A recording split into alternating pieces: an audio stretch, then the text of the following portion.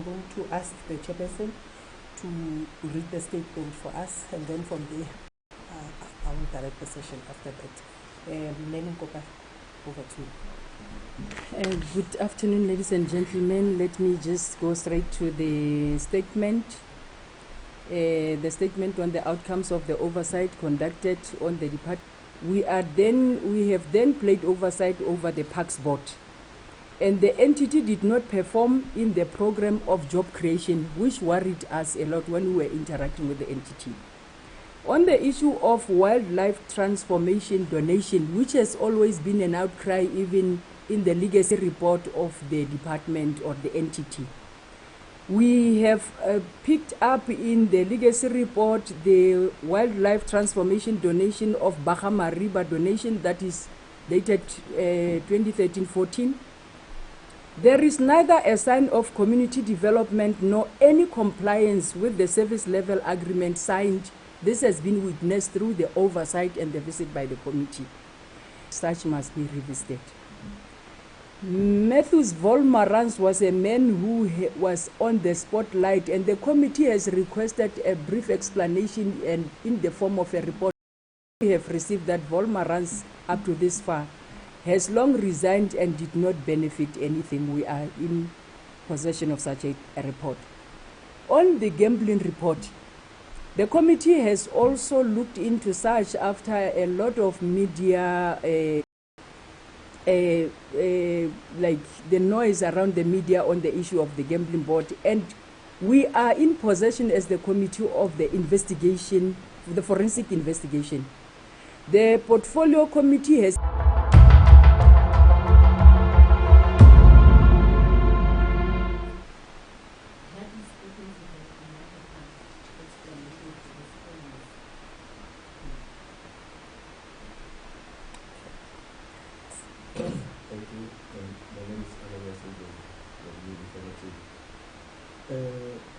I'm reading here, it says, Mr. Lucas Volmarans has long resigned and did not benefit.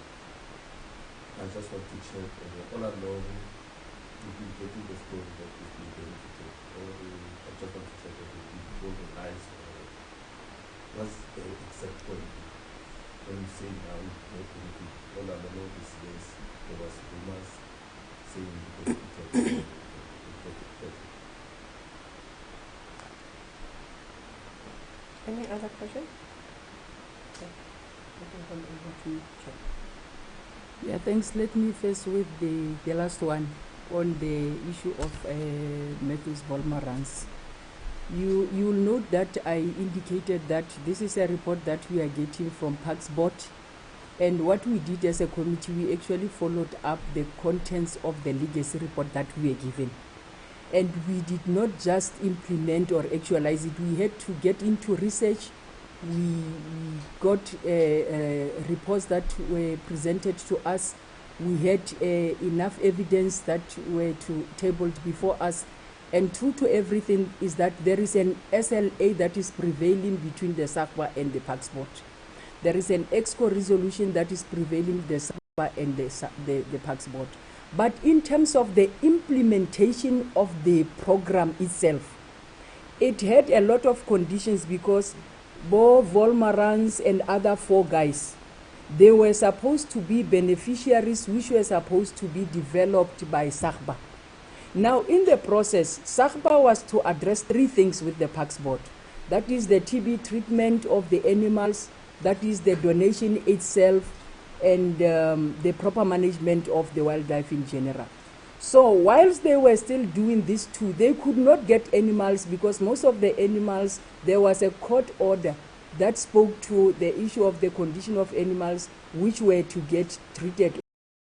So they focused on treatment of TB and they could not roll out the implementation. When you look at your papers, that can be even disposed to you. It is indicated even in the papers that those beneficiaries which were there, it is highlighted even in their reports that Volmarans then resigned because he had to be the MPL, the member of parliament. We could not just take it from papers. We then said the department or the Parks Board must put it in writing, and they have provided. We have also tabled in the House that we want it in black and white, so that the report must be tabled in the House for the purpose of the public consumption, that he never benefited anything, not even other beneficiaries, not even Sahba themselves. There's nobody who have benefited animals, because there were conditions set, and the first condition was first to treat the animals on TB, which is still an issue that is to unfold now. The second one is on, have I engaged the MEC? In the statement, when I started, I said whatever activity of oversight that we have in the portfolio, we do it in the interest of the public, we do it in the interest of the value for money. We are not actually looking at people. Now, the information that we have collected from the department, it is showing very clear up to the level of the Treasury that there were Treasury regulations which were contravened, which then says the whole thing of deviation, because when we did the calculation in terms of what is before us, 123% variation is not permissible. You can only be permitted to go up to a level of 10%. So there is a whole lot of transgression in terms of the Treasury regulations and other ways of doing variation.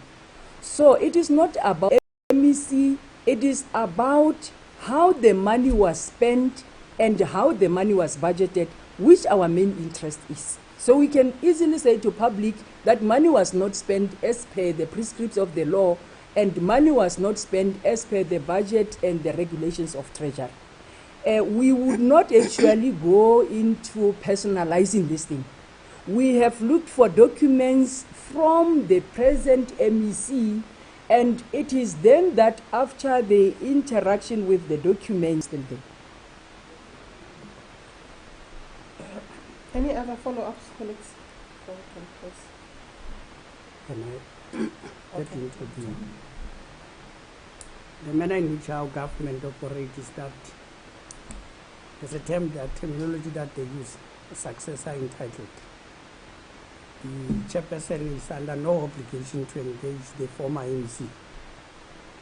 In this respect, if we are to, I'm chairing a portfolio on the issues of the premier, and should I find something related to the former premiers, with administration and the rest of them, I'm under no obligation to engage them or so. That the Mokoro will then have to give me responses in terms of what is there, because these documents belongs to government, money belongs to the public, and this is the work we're doing. And just to clear also that people then become skeptic sometimes when we report directly to the city. And we are saying, look at Parliament, National Parliament. It is streaming their activities, their life. If people are misbehaving in Parliament, you don't get to see it after a day. You see it immediately, it's happening there. So that is the understanding of what is engraved in your Constitution of South Africa, public participation. That was whatever that we do. Remember, we are using your money as taxpayers. So that's why we are accountable to the public, and why the interview from time to time on these issues. Prior to the exception, let us say March last year, there was a lot of alabalu in the province here. And the gentleman is saying, we've been told lies and so on and so on. That's why we are following up on this particular, because we want to understand issues of animals. There's this particular issues about Mabana, there's these particular issues and so on. So as members of portfolio committees, it is our duty that we must make follow-ups on these particular matters. Where we found that a particular Zebulon Maine has been affected, it is not about Zebulon Maine. What is then the issue there? It's about, was this particular tender appropriated according to the prescriptions and the law? If not, how do then do what about it? So the onus is on somebody who is holding the truth out there. Because this matters, like the chair repeatedly says, has to be tabled at the House. So if I'm implicated or I feel that I know something, I would gladly go to the MEC responsible now, which is Mekinet Musinuk, and say, I have this particular report, so that the public there should not get the wrong narrative. Okay.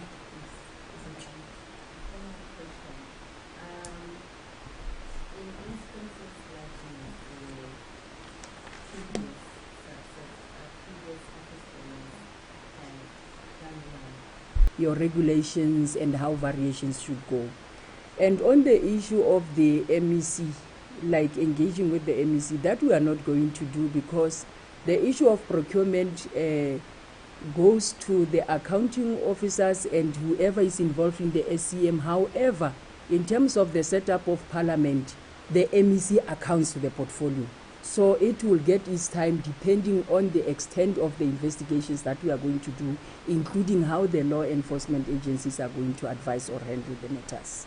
And about SCOPA deals also with the interest of value for money.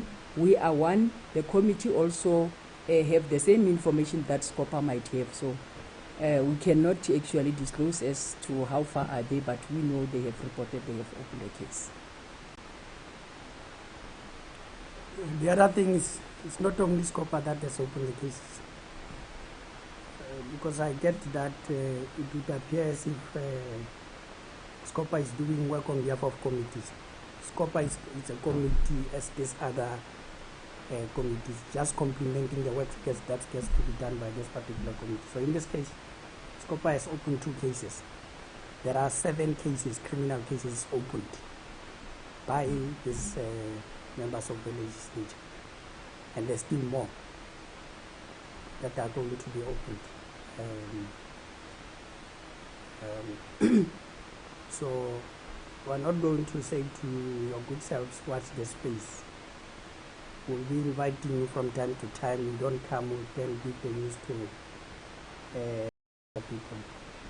Because the committees has resolved that each time, I think bi-weekly, when committees are sitting, there's going to be a joint sitting of committees to report on progress on this particular matter. Because at the end of the day, as residents of the Northwest, you must understand that you are trying to deal away with this particular dark cloud hovering over this particular province, that you are a province is infested with issues of corruption and maladministration.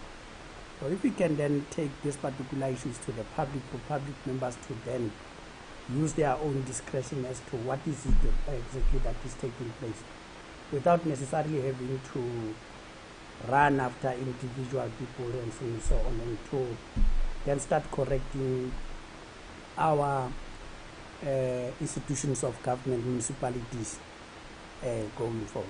This is our key interest, and ensuring that there's value for money, there's accountability in terms of the law. We need to. Colleagues, last round. I think we're done. Oh, thank you very much for coming. Now,